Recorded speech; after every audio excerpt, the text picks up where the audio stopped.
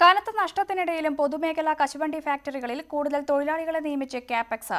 കാപെക്സിന്റെ കീഴിലെ ഫാക്ടറികളിലായി 519 പുതിയ തൊഴിലാളികൾക്കാണ് നിയമനം നൽകിയത്. 3000ഓളം തൊഴിലവസരങ്ങൾ സൃഷ്ടിക്കുകയാണ് ലക്ഷ്യമെന്ന് കാപെക്സ് ചെയർമാൻ കൊല്ലായിൽ സുദേവൻ പറഞ്ഞു. കാപെക്സിന്റെ 10 ഫാക്ടറികളിലെ ഷെല്ലിംഗ് വിഭാഗത്തിലാണ് തൊഴിലാളികൾക്ക് നിയമനം നൽകിയത്. കാപെക്സ് ചെയർമാൻ കൊല്ലായിൽ സുദേവൻ പുതിയ തൊഴിലാളികൾക്ക് പൂക്കൾ നൽകി സ്വീകരിച്ചു. പീലിംഗ്, ട്രേഡിംഗ് വിഭാഗങ്ങളിലും പുതിയ തൊഴിലവസരങ്ങൾ ഒരുങ്ങുന്നുണ്ട്. കഴിഞ്ഞ 5 വർഷത്തിനിടെ തൊഴിലാളികളുടെ എണ്ണം 6500-ൽ നിന്ന് 3400-ആയി ചുരുങ്ങിയിരുന്നു. UDF സർക്കാരിന്റെ കാലത്ത് പുതിയ നിയമനങ്ങൾ നടന്നിരുന്നില്ല.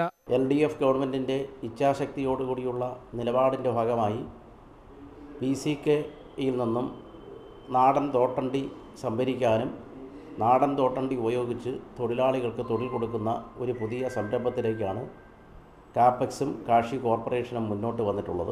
നാടൻ തോട്ടണ്ടി സംഭരിച്ചാണ് കാപെക്സും കശുവണ്ടി വികസന കോർപ്പറേഷനും തോട്ടണ്ടി ക്ഷാമം അതിജീവിച്ച് ഫാക്ടറികൾ തുറന്നത്.